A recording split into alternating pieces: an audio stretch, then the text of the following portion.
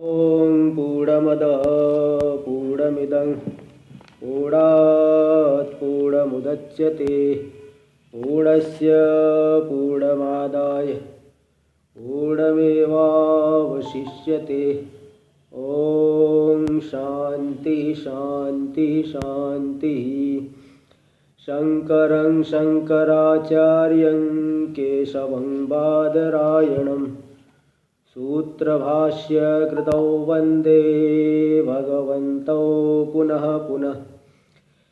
ईश्वरो गुरुरात्मेति मूर्तिभेदविभागिने व्योमवद्व्याप्तदेहाय दक्षिणामूर्तये नमः। ॐ शान्ति शान्ति शान्तिः।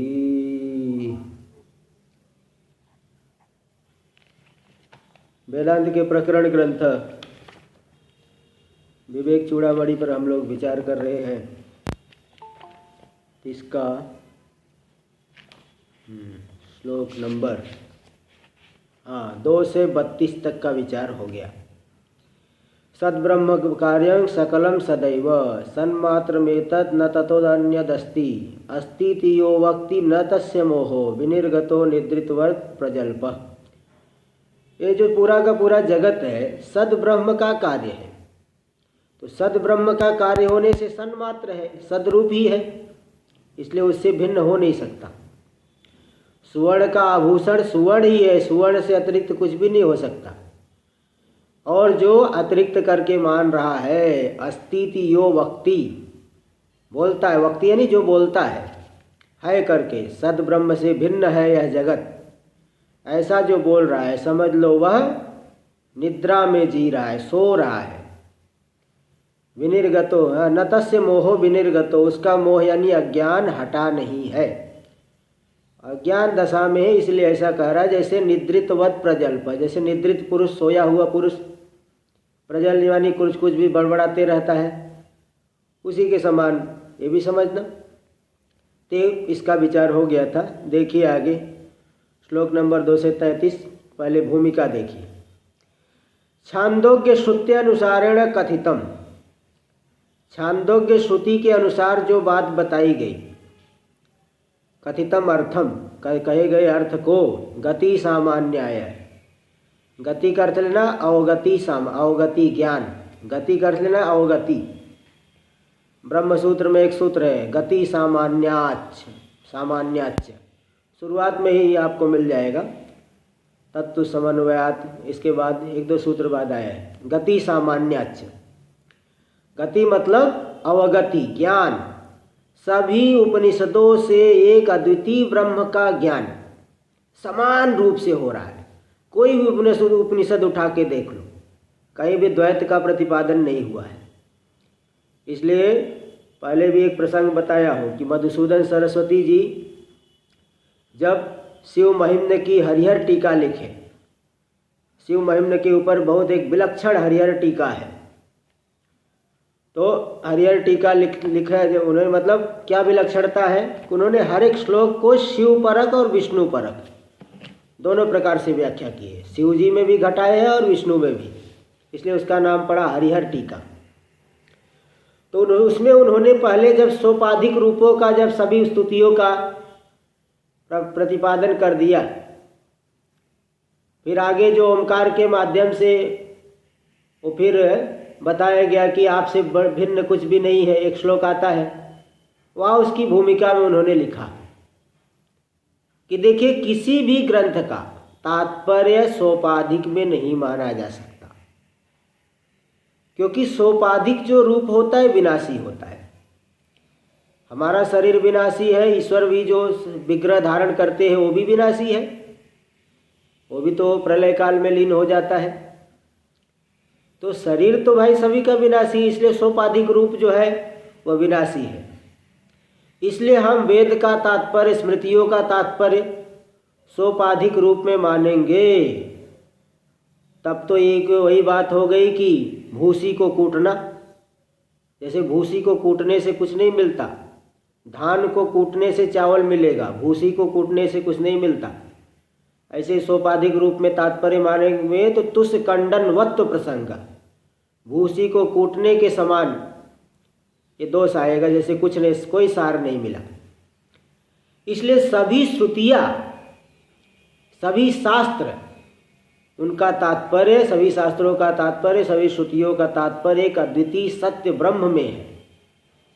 तो गति सामान्य है, गति सामान्य का मतलब अवगति सामान्य, समान रूप से जो बात छांदोग्य में बताई गई है वही बात, उसी अर्थ का ज्ञान मुंडक उपनिषद में भी हो रहा है, अन्य उपनिषदों में भी होता है। इसलिए गति सामान्य है। गति का अर्थ लेना अवगति है ना, 2-3 बार बता दिया है, नहीं तो लिख लेना। गति यानी अवगति यानी ज्ञान, ज्ञान समानता के लिए, ज्ञान के सामान्य के लिए, अवगति समानता के लिए आथर्वणिक श्रुत्या आह, आथर्वणिक श्रुति के द्वारा इसी बात को बताते हैं।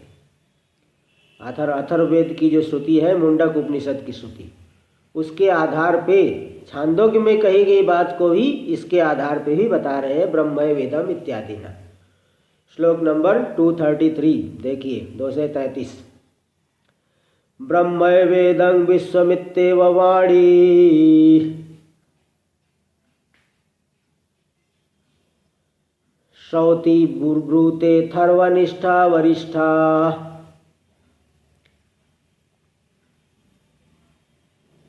तस्मादेतद् ब्रह्ममात्रं हि विश्वं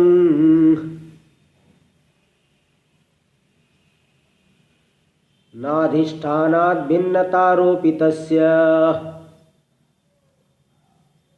ब्रह्म वेदं विश्वमित्येव वाणी, श्रौति अथर्वनिष्ठा वरिष्ठा।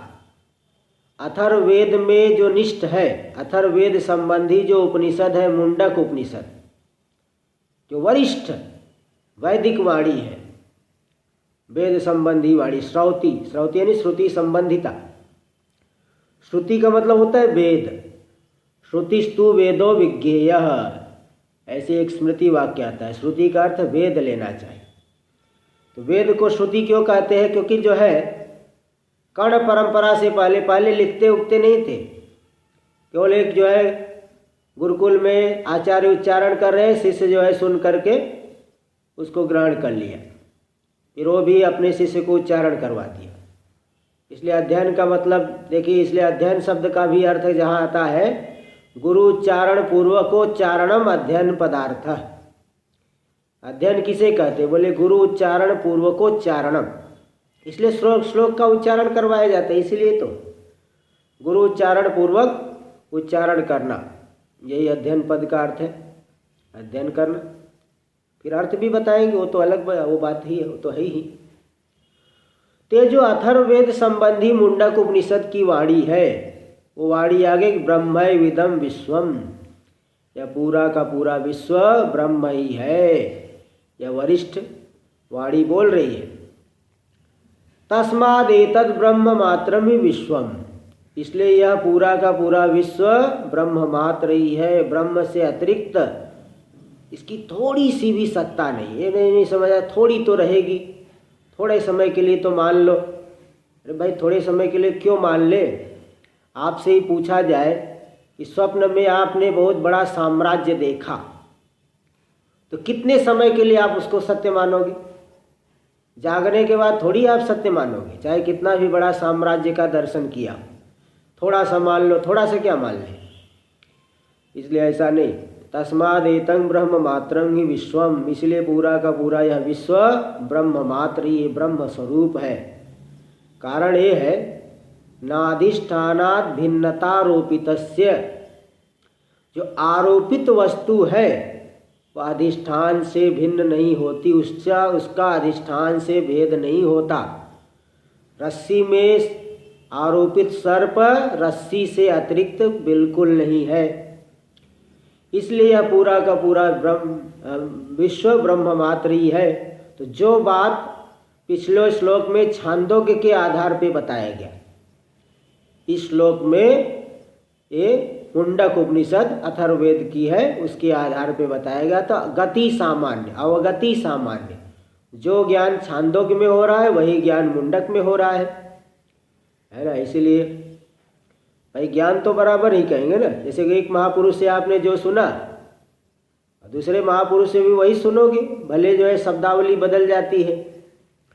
ओमकारेश्वर में जैसे मैं पहले रहता था, तो वहाँ भी वेदांत श्रवण करता था, तो जो बातें वो वहाँ बताते थे वही बातें यहाँ भी महाराज जी भी बताते हैं कैलाश में। वहाँ कुछ कम ग्रंथ पढ़ाए जाते, यहाँ थोड़े ज़्यादा ग्रंथ पढ़ाए जाते, लेकिन है सार तो वही तत्व। सार तत्व ऐसा नहीं कि हमने ज़्यादा ग्रंथ लगा लिया तो कुछ और ब्रह्म की बात है ना, अतिशय। अरे कुछ थोड़ी गहराई मिल गई, बात अलग है, थोड़ा और समझ लिया हमने। जिसका जो है संतोष नहीं हो रहा है और पढ़ना है तो और पढ़ना पड़ेगा।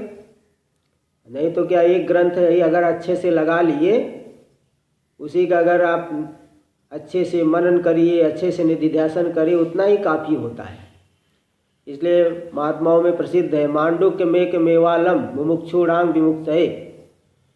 मुमुक्षु को मुक्त होना है तो एक मांडुक्य ही काफ़ी है।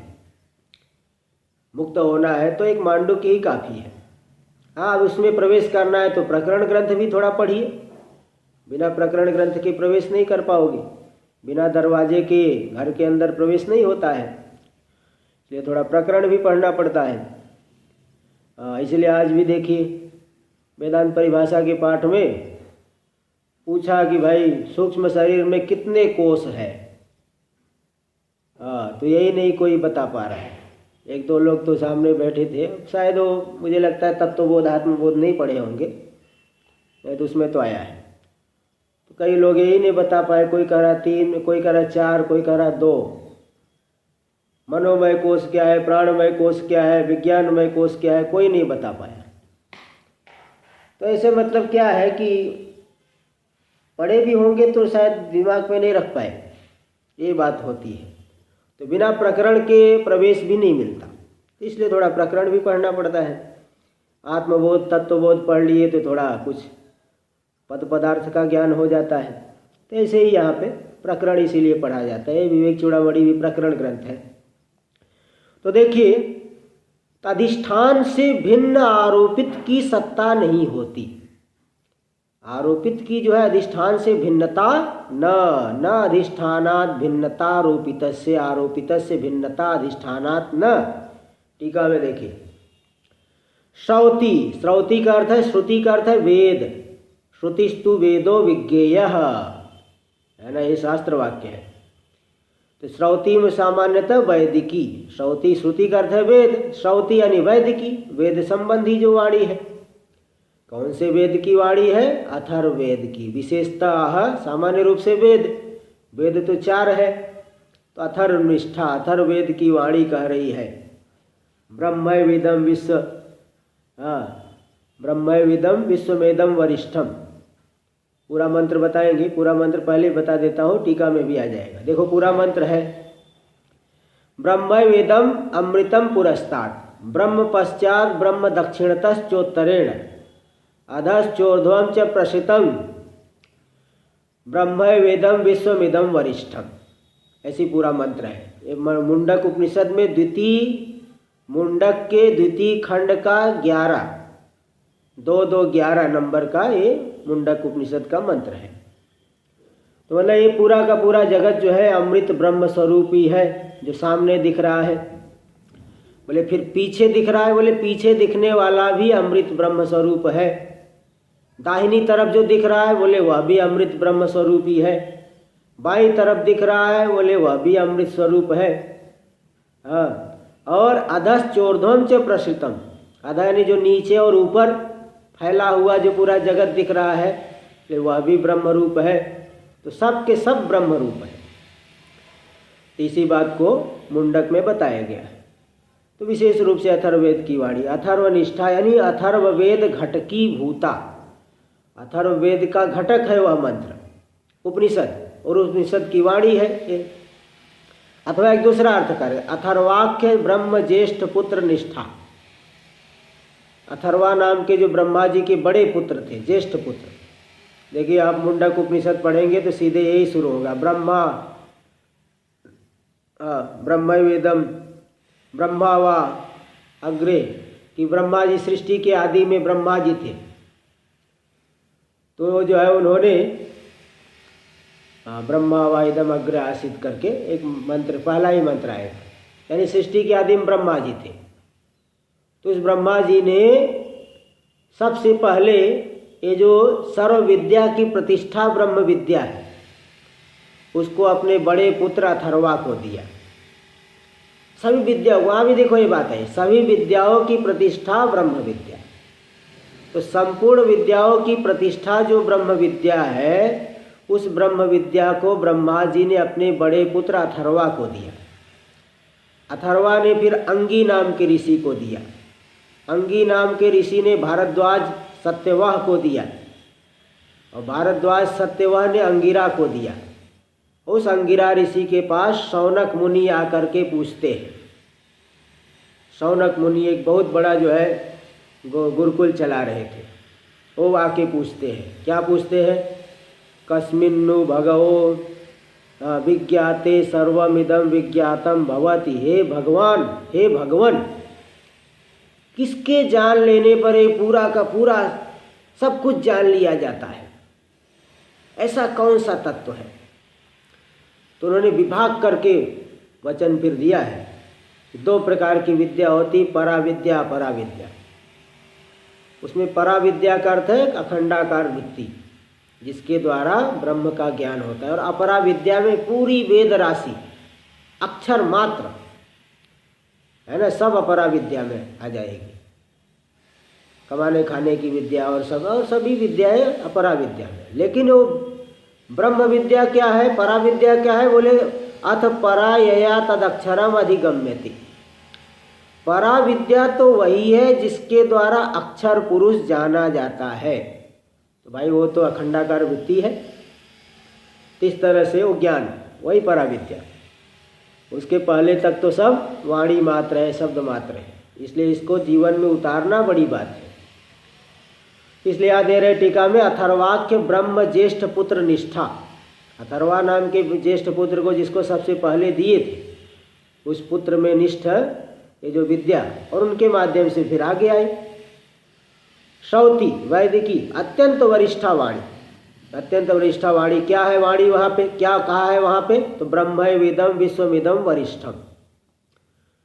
तो ये मंत्र थोड़ा सा दे दिए, पूरा मंत्र मैं बता देता हूँ। 2-2-11 अभी बताया था। ब्रह्मविदम अमृतम पुरस्ताद ब्रह्म पश्चात ब्रह्म दक्षिणतश्चोत्तरेण अधश्चोर्ध्वं च प्रसितम ब्रह्मवेदम विश्वमिदम वरिष्ठम। तेज सामने दिख रहा है वह भी ब्रह्म है, पीछे दिख रहा है वह भी ब्रह्म है, दाहिनी तरफ दिख रहा है वह भी ब्रह्म है, बाईं तरफ दिख रहा है वह भी ब्रह्म है, नीचे दिख रहा है वह भी ब्रह्म है, ऊपर दिख रहा है वह भी ब्रह्म है। कुल मिलाकर के ब्रह्म वेदम विश्वमिदम वरिष्ठम, या पूरा का पूरा विश्व वरिष्ठ ब्रह्म रूप ही है, ब्रह्म से अतिरिक्त है ही नहीं। ये जो वाणी है, देखो अर्थ बता रहे, इदम विश्वम यानी सर्वम जगत, या पूरा का पूरा जगत ब्रह्मैव ब्रह्म ही है, नातिरिक्तम अतिरिक्त नहीं है। इत्येव एव कारेण पृथक सत्ताम निषिध्य, ब्रह्म ही है मतलब उससे अतिरिक्त बिल्कुल नहीं है। तो ब्रह्म से अतिरिक्त पृथक सत्ता का निषेध करके ब्रूते, वह जो है बोल रही है श्रुति की वाणी, यस्मात् क्योंकि ऐसा बोल रही है, तस्माद् इसीलिए, एतत् सर्वं ब्रह्म मात्रं विश्वम। कोई साधारण आदमी थोड़ी बोल रहा है कि कुछ भी बोल दिया है ना, साधारण आदमी कुछ भी उटपटांग बोल दिया, ऐसा नहीं। श्रुति की वाणी जो भगवान की नित्य वाणी है वो बोल रही है। तो संपूर्ण विश्व ब्रह्म मात्र ही है, ब्रह्म से अतिरिक्त तो कुछ नहीं है। लेकिन जब व्यवहार काल में आदमी को समझ में नहीं आता, शरीर जवान है, पास में धन संपत्ति है और बहुत कुछ है, तो अपने आप को सोचता है कि हमसे बड़ा कौन है।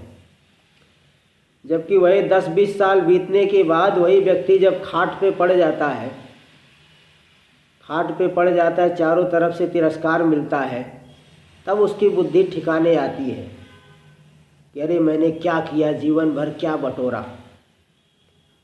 तो पहले जो है समझ में नहीं आता। ओमकारेश्वर में था तो महाराज जी बताया करते थे कि मनुष्य जीवन में बहुत बड़ी विडंबना है कि जब हमारे शरीर में शक्ति रहती है, है ना, शक्ति बहुत है, उस समय विचार करने का सामर्थ्य, विचार नहीं करते। और जब शक्ति खत्म हो जाती है तब विवेक थोड़ा सा उदय होता है, तो चलना फिरना ही मुश्किल हो गया, पैर में दर्द कर रहा है, सिर में दर्द कर रहा है, अब क्या विचार करोगे, पहले से अभ्यास किए नहीं हो। अगर व्यक्ति पहले से अभ्यास किया रहे तो किसी भी अवस्था में, यहाँ तक कि हॉस्पिटल में पड़ा रहेगा तो भी विचार कर लेगा, कारण अभ्यास है, अभ्यास की वजह से कर लेगा। और जो पहले कभी नहीं किया है वो आगे भी नहीं कर पाएगा, ये बात पक्की है। इसलिए यहाँ ये बता दिए कि यह पूरा का पूरा विश्व ब्रह्म मात्रीय ही शब्द जो आया है, ब्रह्म मात्रम ही विश्वम, श्लोक में ही का अर्थ निश्चय, निश्चित रूप से, आरोपित से कल्पित से अधिष्ठानात् भिन्नता न, जो कल्पित वस्तु अधिष्ठान से बिल्कुल भिन्न नहीं है। एतेन अज्ञानादेर अनादेः ब्रह्मोपादान पादानकत्वा भावात् भिन्नत्व शंका परास्ता, है ना। अब किसी कोई जो है कुछ कह सकता है कि अज्ञान आदि तो अनादि है, ब्रह्मोपादानक है नहीं, यानी उसका उपादान कारण ब्रह्म तो नहीं है, इसलिए वह ब्रह्म से भिन्न है। इस शंका का समाधान कर दिया गया कि नहीं, सब कुछ ब्रह्म ही है, ब्रह्म में ही कल्पित है। अज्ञान आदि को अनादि माना गया, उसमें जो अनादित्व है कोई पारमार्थिक नहीं है, व्यावहारिक है।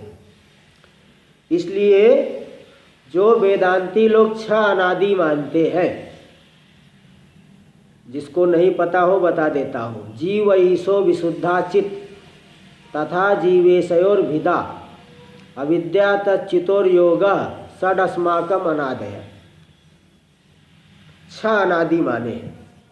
जीव, ईश्वर, विशुद्ध चैतन्य, जीव और ईश्वर का भेद, अविद्या और चैतन्य का संबंध, ये छह चीजें अनादिकाल से है। भाई जीव कब से है? अनादिकाल से है। ईश्वर भी कब से? अनादिकाल से है। शुद्ध चैतन्य भी अनादिकाल से, अज्ञान भी अनादिकाल से, अज्ञान का चैतन्य के साथ संबंध भी अनादिकाल से, जीव और ईश्वर का भेद भी अनादिकाल से। तो फिर ये जो अनादिकाल से माना गया, उसमें जो अनादित्व है पारमार्थिक थोड़ी व्यावहारिक है, समझाने के लिए ऐसा बता दिए हैं। इसलिए इन छह अनादि में से पांच अनादि का नाश होता है, और एक जो शुद्ध चैतन्य है केवल वही बचता है। जीव भाव भी नष्ट होता है, ईश्वर भाव भी नष्ट होता है, अज्ञान का भी नाश होता है, जीव ईश्वर के भेद का भी नाश होता है, अविद्या चैतन्य के संबंध का भी नाश होता है, अज्ञान का भी नाश। तो पांच अनादि का नाश होता है, केवल एक ही अनादि बच जाता है, शुद्ध चैतन्य, जो कि हमारा स्वरूप है, मतलब हम ही हैं, दूसरा कोई नहीं। इसलिए पूरा का पूरा जगत अज्ञान आदि अनादि है, ब्रह्मोपादानक नहीं है, इसलिए भिन्न है, ऐसा नहीं। इसमें पारमार्थिक रूप से अनादित थोड़ी माना गया, व्यावहारिक माना गया है, इसलिए वो सत्य नहीं। ये कहाँ पर है? ये जो जीव जो है का भोग है, हाँ, ये कहाँ पर है? ये अन्यत्र आता है कई जगह। हम लोगों को तो क्या है, कहीं भाष्य में कहीं आ गया, कहीं टीकाओं में आ गया, कहीं बहुत जगह आ जाता है ना। अब कहीं का है तो चलो ठीक है, इसको भी मैं थोड़ा ग्रुप में डाल दूंगा, आप लोग नहीं। हाँ ठीक है, चलिए देखिए आगे। हाँ देखिए आगे। एवं श्रुत्या प्रपंच सत्यत्व निरस्य, इस प्रकार से श्रुति के द्वारा प्रपंच में सत्यत्व बुद्धि का निराश करके, सत्यत्व नहीं है ऐसा बता करके, बता तो दिए, लेकिन बहुत से लोग जो है कहते भाई सब कुछ सत्य है, सब परमात्मा ने ही बनाया है, बताओ भगवान कुछ गलत बनाएगा क्या? तो ब्रह्म भी सत्य, जगत भी सत्य। और कई लोग तो ऐसे, भाई आप लोग तो महात्मा लोग हैं, आप लोग बिना कारण क्यों जगत से जलन रखते हैं? कई लोग ऐसा बोलते, बोले आप लोग महात्मा लोग हैं, आप लोग इतना द्वेष क्यों करते हैं? कई आते हैं या सुनते हैं जगत मिथ्या है, तो क्या बोलते हैं लोग, माताएं तो और नाराज हो जाती है। लेकिन क्या जो है बोलते हैं महात्मा लोग के जगत मिथ्या जगत मिथ्या। तो आप लोग क्यों इतना द्वेष रखते हो जगत से? तो भाई देखिए, केवल श्रुति नहीं कर, युक्ति से भी विचार करो तो जगत मिथ्या है। अगर जगत को सत्य मानोगे तो 3 दोष आएगा, अगले श्लोक में बता रहे हैं 3 दोष रहेगा। अब 3 दोष हम नहीं जो है ले सकते। हम दोष क्यों ले? इसलिए श्रुति जो बात कह रही उसको मानना चाहिए। जैसे कभी कभी बड़े लोग जो कहते हैं, बड़ा आदमी है, छोटा बच्चा कुछ शरारत कर रहा है, ज़्यादा चॉकलेट खाना चाहता है, लेकिन वो आदमी उसके हाथ से चॉकलेट लेके थप्पड़ मार दिया। उस समय बच्चे को जो है मालूम नहीं पड़ता, लेकिन जब वही बड़ा हो जाता है, खुद पिता की आयु वाला हो जाता है, तब उसको समझ में आया था कि उस समय मेरे साथ जो घटना घटी थी वो सही घटना थी, वो ठीक ही हुआ। ऐसे ही कई बड़े लोग जो है जब कुछ बातें देखें, कई बातें आपको एक नियम बता दूं, कभी भी कोई चीज़ शास्त्र में आप सुनिए, श्रुति आदि में, भले आपको समझ में न आए लेकिन उसको स्वीकार कर लीजिए। हाँ भाई, हमारी बुद्धि अभी उस लायक नहीं हुई है और हम भी धीरे धीरे समझ लेंगे। तो पहले आप श्रद्धा से ग्रहण करिए, और जब उस लेवल पे आप पहुँचेंगे तो आपको स्वयं अनुभव होगा कि यही ठीक है, बल्कि मैं जो सोचता था वो गलत है। इसलिए यहाँ दे रहे कि 3 दोष आएंगे अगर हम जगत को सत्य मानेंगे। इसको दिखाएंगे। एवं श्रुत्या प्रपंच सत्यत्वम निरस्य, श्रुति के द्वारा प्रपंच में सत्यता का निराश करके, निवारण करके, युक्त्यापि तद अनुसारिण्य, जो श्रुति का अनुसरण करने वाली जो युक्ति है, उस युक्ति के द्वारा भी प्रपंच सत्यत्व का निराश करते हैं। युक्ति से भी बता रहे हैं कि प्रपंच सत्य नहीं है। सत्यमिति श्लोक नंबर 234 देखिए, 2 से 34। सत्यम यदि स्यात् जगदे तदात्मनो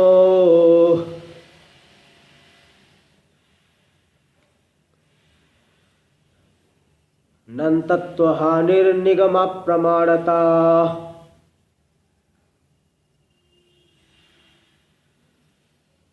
असत्यवादित्वमपि ईशितुः स्यात्।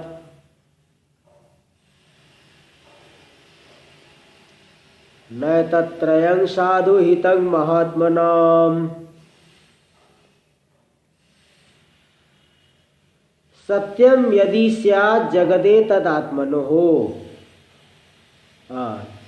यदि एतत् जगत सत्यम स्यात्, यदि यह जगत सत्य होता, तब तो एक तो सत्य है परमात्मा आत्मा, और दूसरा सत्य हो गया जगत। तो निश्चित रूप से जगत का भेद ब्रह्म में आएगा। तो ब्रह्म में जो अनंतत्व आया है, श्रुति में कहते सत्यम ज्ञानम अनंतम ब्रह्म, या जो ब्रह्म है हमारी आत्मा, अनंत यानी 3 प्रकार के परिच्छेद से रहित है, देशकृत परिच्छेद से रहित है। मतलब ब्रह्म सब जगह है, ऐसा नहीं कि इस देश में नहीं है उस देश में है, यानी देशकृत परिच्छेद नहीं रहा, कालकृत परिच्छेद भी नहीं है क्योंकि परमात्मा सभी काल में रहता है, और वस्तुकृत परिच्छेद भी नहीं है क्योंकि परमात्मा सर्वात्मक है। तो अगर आप जगत को सत्य मानोगे तो वस्तुकृत परिच्छेद आ जाएगा, जगत भी सत्य, परमात्मा भी सत्य, और परमात्मा से जगत भिन्न हुआ, जगत से परमात्मा भिन्न हुआ, तो वस्तुकृत परिच्छेद आ जाएगा परमात्मा में। तो जो श्रुति में अनंत कहा गया है, अनंतत्व की हानि हो जाएगी, परमात्मा फिर अनंत नहीं हो पाएगा। अनंतत्व हानिर पहला दोष आया। अगर जगत को सत्य मानोगे तो इसमें क्या हो जाएगा, परमात्मा में अनंतत्व की हानि, परमात्मा अनंत नहीं रह पाएगा। और दूसरी बात, दूसरा दोष है निगमा प्रमाणता, वेद अप्रामाणिक हो जाएंगे। वेद में तो परमात्मा को ही सत्य कहा गया है और आप जगत को भी सत्य मान लिए, तो वेद अप्रामाणिक हो गया।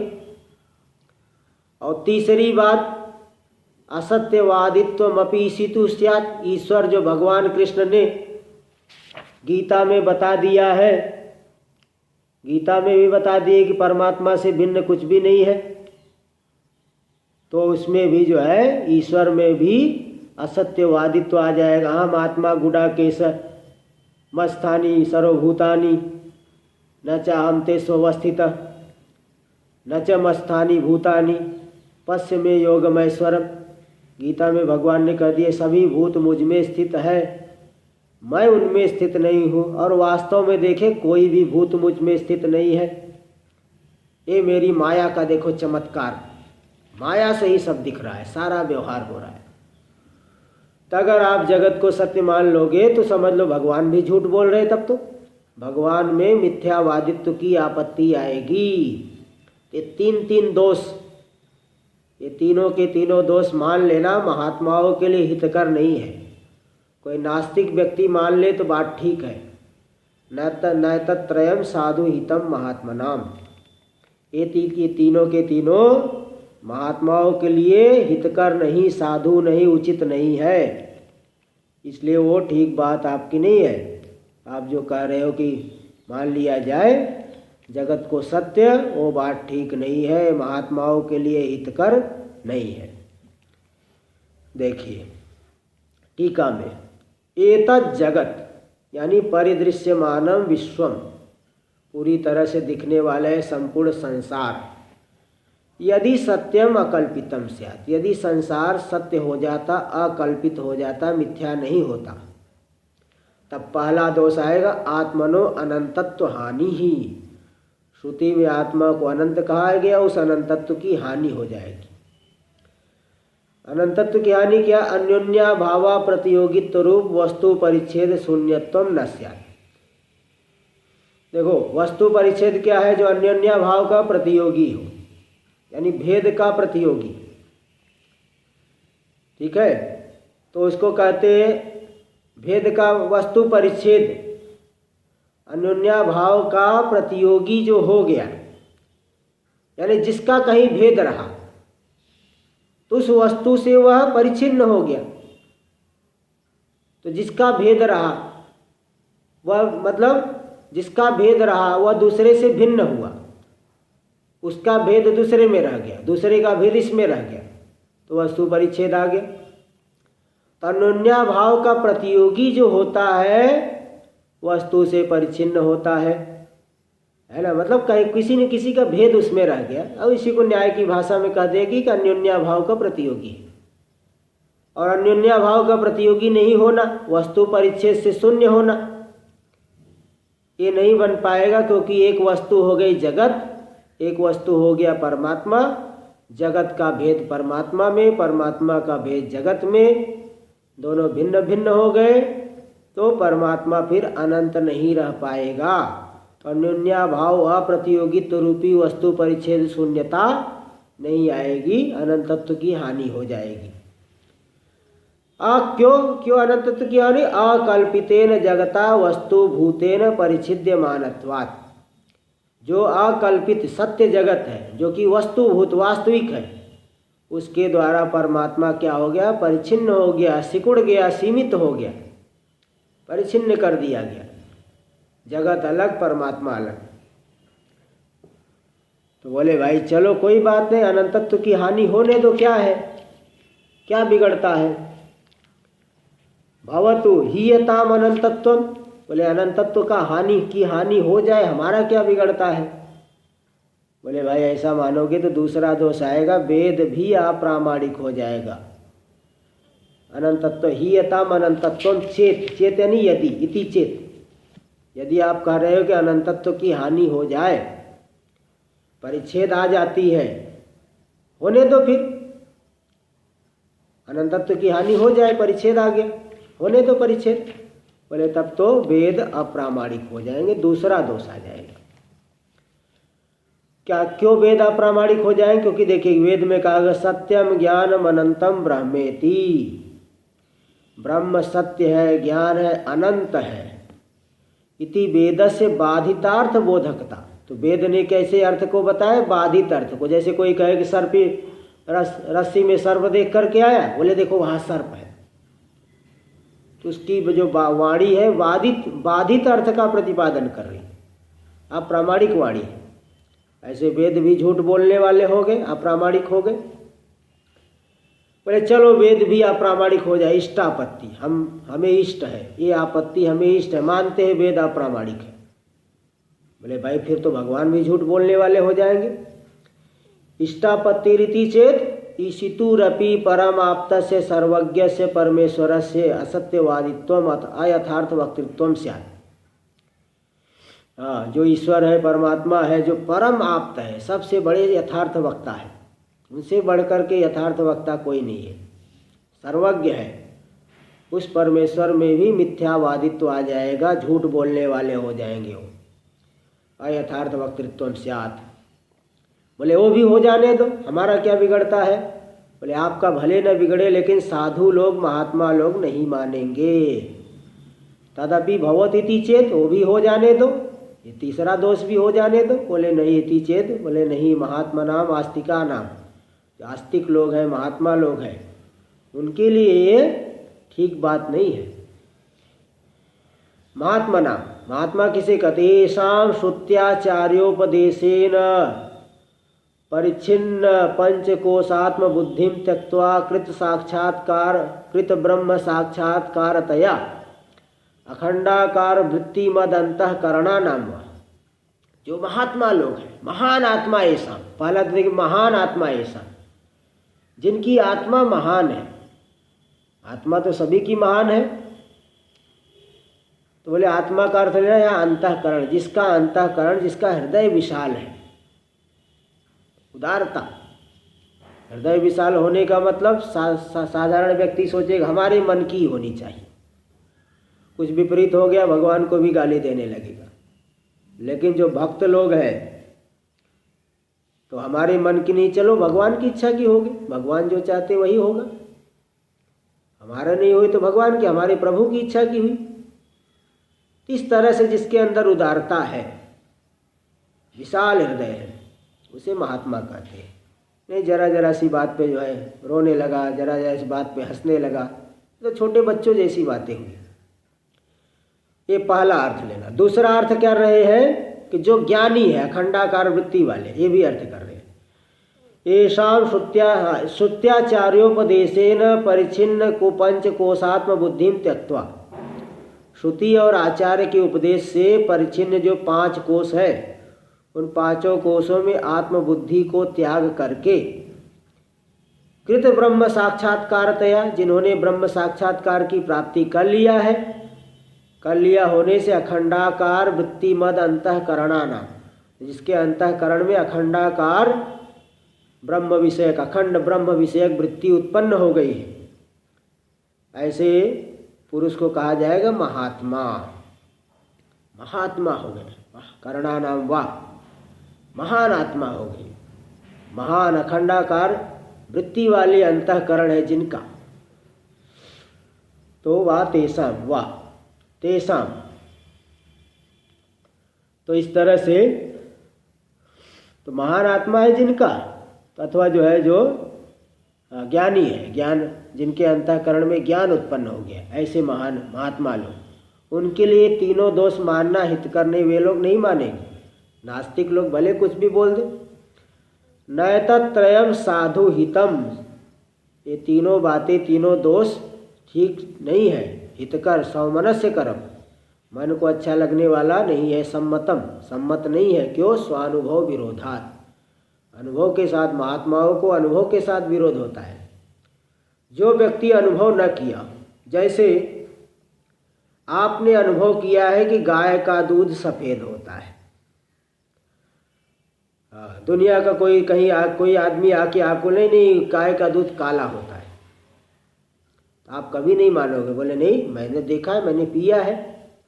अनुभव के साथ विरोध आ रहा है, इसलिए गाय का दूध काला होता है ऐसा कभी नहीं कर सकते, अनुभव के साथ विरोध। तो महात्मा लोग अनुभव किए हैं, इसलिए वो कभी नहीं मानेंगे तीनों दोषों को। तो भगवान ने ऐसी कौन सी बात बोल दी है कि जो झूठ बोलने की आपत्ति आएगी, है ना। चलो ठीक है, देखिए ये है, अब यहाँ ये कहेगा चलो ठीक, 3 दोष बताए। पहला दोष ये बताए कि परमात्मा में अनंतत्व की हानि हो जाएगी, चलो हो जाने दो। दूसरा दोष वेद के अप्रामाणिक हो जाएगा। लेकिन तीसरा दोष कहाँ से होगा? तीसरा दोष था कि भगवान कह रहे कि जगत सत्य है, उनमें मिथ्यावादित्व आएगा। बोले तीसरा दोष नहीं है, क्योंकि जगत को भी कहीं कहीं सत्य बताया गया है शास्त्रों में। मुंडक उपनिषद में ही आप उठा के देखेंगे, एक मंत्र आता है, द्वा सुपर्णा सयुजा सखाया समानम वृक्षम परिसस्व जाते। इस शरीर रूपी वृक्ष पर 2 सुंदर सुंदर पंखों वाले पक्षी रहते हैं। उसमें से एक जो है मधुर कर्मों का भोग कर रहा है और दूसरा केवल देखते रहता है। इस श्रुति में जीव और ईश्वर का भेद बताया गया है। और छांदोग्य में भी कहा गया मृतिका इत्येव सत्यम, मृतिका ही सत्य है, तो वहाँ भी जगत को सत्य कहा गया। इस तरह से इसलिए तीसरा वाला दोष नहीं है कि भगवान जो है झूठ बोलेंगे। अरे भगवान झूठ बोलने की क्या है, जगत भी सत्य है। जगत सत्य है तो भगवान कहाँ झूठ बोल रहे हैं? जगत सत्य, जगत भी सत्य है, ऐसा आया है श्रुतियों में। तो यहाँ वो जवाब देंगे कि नहीं, ऐसी बात नहीं है। वो जो आप कह रहे मृतिका सत्य है, जगत सत्य है, वह वास्तव में जगत की अपनी सत्ता वहाँ नहीं है, बल्कि अधिष्ठान की सत्ता ही जगत में भासित हो रही है। जैसे रज्जु की सत्ता ही कल्पित सर्प में दिखाई पड़ती है। इसलिए जगत की अपनी सत्ता नहीं है, इसलिए जगत सत्य नहीं है। इसलिए जगत को सत्य मानोगे तो भगवान में झूठ बोलने की आपत्ति रहेगी। इसलिए यहाँ इसी बात को दिखाएंगे। प्रपंच मिथ्यात्वे भगवद गीता प्रमाणयति। प्रपंच मिथ्या है, इसमें भगवद गीता को प्रमाण रूप से प्रस्तुत करते हैं। गीता में भगवान ने कहा है ईश्वर इति। श्लोक नंबर 235 देखिए। ईश्वरो वस्तु तत्वज्ञो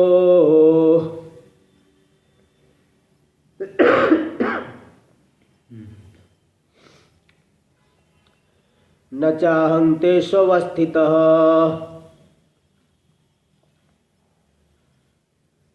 न च मत्स्थानि भूतानि तेवमेव व्यचिकथत्।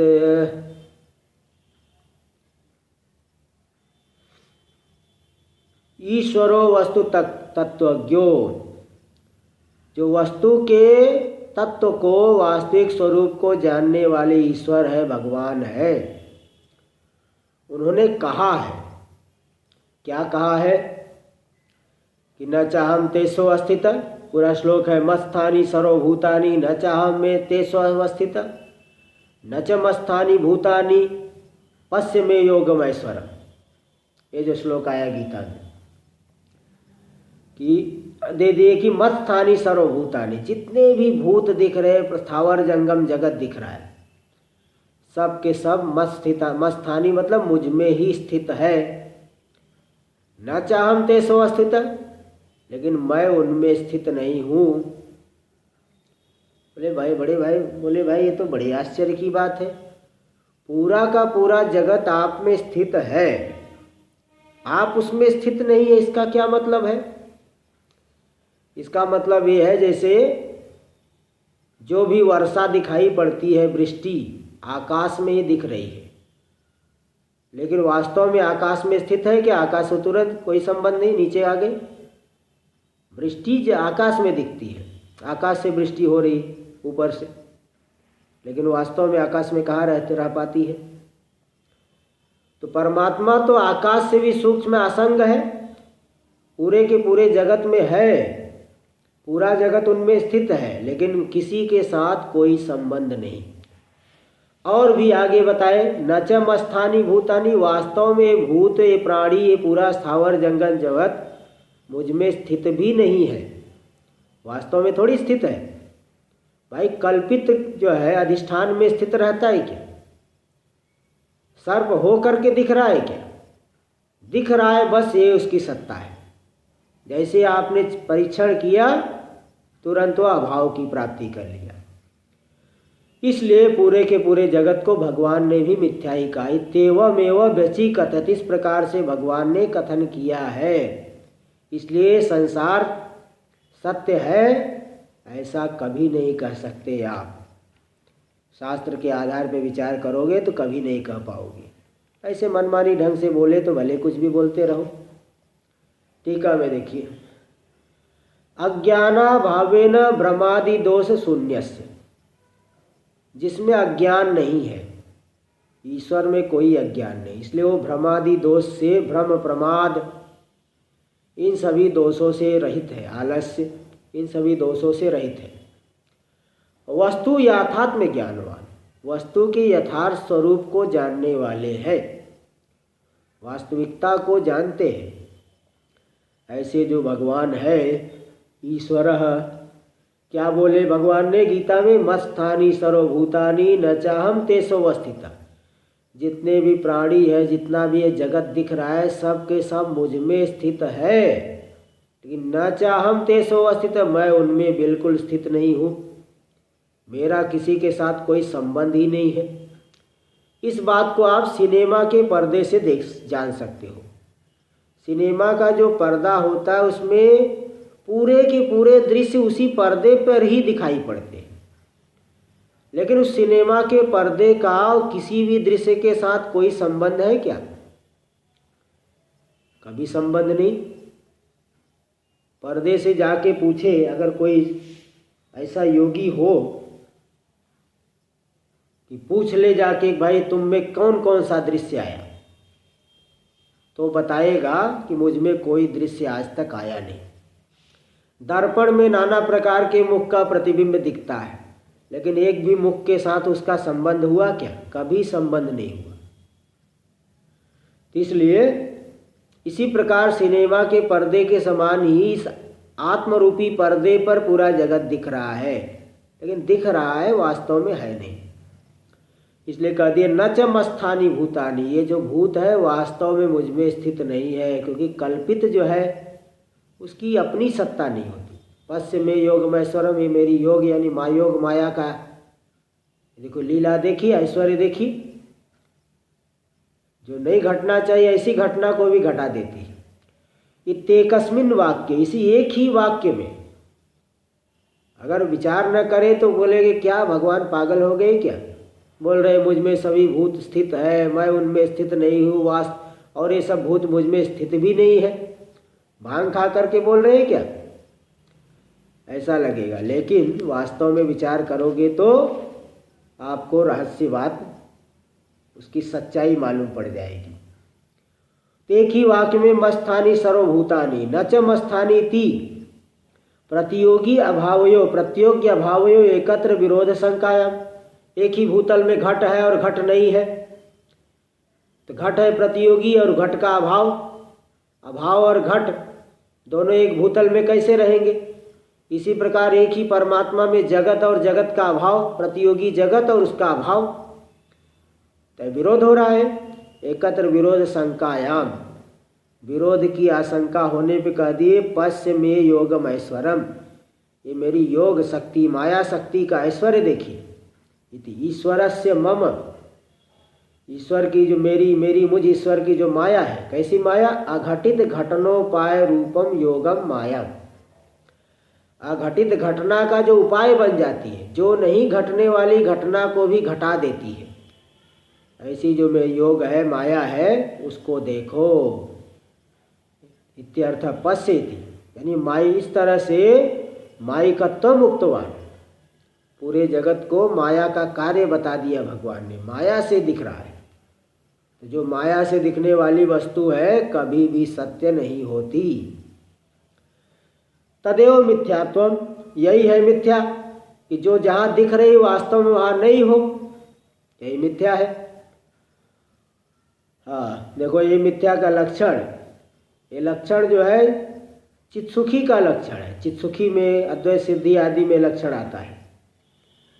अब बृहद प्रस्थान तो आप लोग नहीं पढ़े हो, और इस जन्म में हो सकता है अधिकतर लोग पढ़ भी न पाए, लेकिन नहीं नहीं, मतलब अधिकतर लोग, मैं क्या बोल रहा हूँ, मेरे शब्दों पे आप ध्यान दीजिए तो आपको कभी भी वो जो है, मैं क्या बोला, अधिकतर लोग।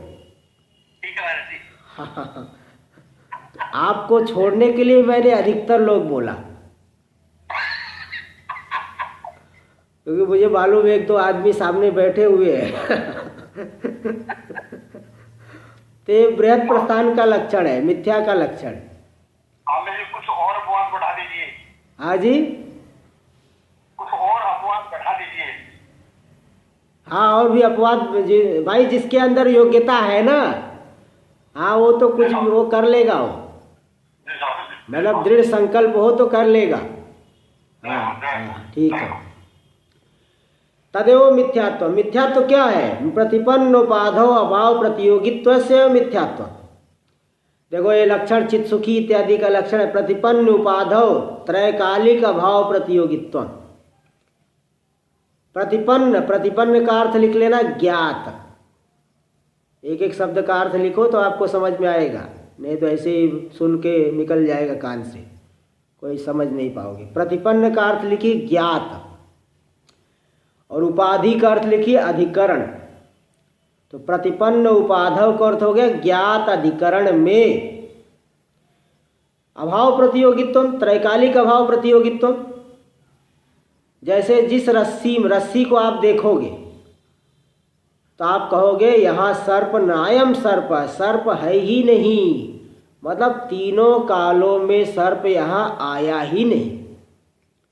कब आपको मालूम पड़ेगा, जब आप रस्सी को उठा करके देख लो। तो प्रतिपन्न उपाधि, प्रतिपन्न यानी ज्ञात, उपाधि यानी अधिकरण, ज्ञात अधिकरण में जो अभाव प्रतियोग, त्रैकालिक निषेध प्रतियोगित्व, तीनों कालों में जिसका निषेध किया जा रहा है, किस रस्सी में सर्प तीनों कालों में आया ही नहीं, उसे कहते मिथ्या। इसी प्रकार ब्रह्म में तीनों कालों में जगत आया ही नहीं। कब मालूम पड़ेगा, जब ब्रह्म में आप निष्ठ हो जाएंगे, आप जो है आवरण आपका हट जाएगा। तो ज्ञात अधिकरण में त्रैकालिक जिसका अभाव कहा जाए, उस अभाव का प्रतियोगी हो गया मिथ्या। सर्प का अभाव कहा गया ज्ञात अधिकरण रस्सी, रस्सी में सर्प तीनों कालों में नहीं है, तो सर्प का अभाव है, उसका प्रतियोगी सर्प वही है मिथ्या। यही है देखो चित्सुखी का लक्षण। मरुभूमि में जल दिख रहा है, लेकिन जल वह तीनों कालों में नहीं है, यह वहाँ जानने वाला व्यक्ति जानता है। तो ज्ञात अधिकरण में तीनों कालों में जिसका अभाव बताया जाए, कि तीनों कालों में यहाँ जल आया ही नहीं, सूर्य की किरणों में जल वास्तव में आया ही नहीं, तो उस अभाव का जो प्रतियोगी होगा, त्रैकालिक अभाव का प्रतियोगी, उसे कहते मिथ्या। अब रस्सी ले लो, रस्सी में सर्प अथवा सुक्ति में रजत, सब जगह घटा सकते हो। इसी प्रकार हाँ जी, इसको जगत में घटाइए। जगत में वही ब्रह्म, जैसे आपने ब्रह्म को जाना तो आपको पूरा जगत मिथ्या मालूम पड़ेगा। तो ज्ञात अधिकरण हो गया ब्रह्म, उसमें जगत का तीनों कालों में अभाव, उस अभाव का प्रतियोगी हो गया जगत, इसलिए मिथ्या। तो ज्ञात अधिकरण ब्रह्म, ब्रह्म में जगत का त्रैकालिक अभाव, उस अभाव का प्रतियोगी जगत होने से वह मिथ्या हुआ। तो प्रतिपन्न उपाधव अभाव प्रतियोगित्व आ गया जगत में, यही है मिथ्या। तदेव मिथ्यात्व प्रतिपन्न उपाधव अभाव प्रतियोगित्व से मिथ्यात्वात्। तो देखो आप लोग, चलो चित्सुखी का भी एक लक्षण आपको मिल गया, चित्सुखी का लक्षण है। चलिए देखिए। हाँ जी, उपाधि को आप अधिकरण कैसे बोल रहे हो? उपाधि तो मतलब नहीं, उस लक्षण में उपाधि का अर्थ अधिकरण लिया गया, उस लक्षण में उपाधि का अर्थ अधिकरण लिया गया। साउंड बंद कीजिए। उपाधि का अर्थ अधिकरण लिया गया है। हाँ ठीक है, चलिए देखिए भाई, अलग अलग प्रकरण के अनुसार अर्थ लिया जाता है। अब एक ही जो है पकड़ के बैठे हो तो कहाँ से समझ पाओगे, जहाँ प्रसंग के अनुसार अर्थ लिया जाता है। चलिए देखिए आगे। तो मत्स्थानी इति मत्स्थानी न च मत्स्थानी, इति पदाभ्याम अयम अर्थ उक्त। देखो यहाँ भी घटा दे रहे कि पहले भगवान ने कहा मत्स्थानी और दूसरे जो है फिर कहा मुझ में स्थित नहीं है। यानी अज्ञान काल में जगत की अधिकरण रूप से परमात्मा मालूम पड़ रहे हैं, लेकिन जब जानेंगे तो न च मत्स्थानी, मुझ में बिल्कुल स्थित नहीं है। इस ज्ञात अधिकरण में त्रैकालिक अभाव, जैसे ही आत्मा को जान लिए त्रैकालिक अभाव ज्ञान हुआ, तीन मुझ में स्थित है और मुझ में स्थित नहीं है, इन दोनों पदों के द्वारा इस प्रकार का मिथ्यात्व बताया गया। उक्तः, आगे विचार हम लोग कल करेंगे। ओम पूर्णमदः पूर्णमिदं पूर्णात् पूर्णमुदच्यते पूर्णस्य पूर्णमादाय पूर्णमेवावशिष्यते। ओम शांति शांति शांति। शंकरं शंकराचार्यं केशवं बादरायणं सूत्रभाष्यकृतौ वन्दे भगवन्तौ पुनः पुनः। ईश्वरो गुरुरात्मेति मूर्तिभेदविभागिने व्योमवद्व्याप्तदेहाय दक्षिणामूर्तये नमः। ओम शांति शांति शांति।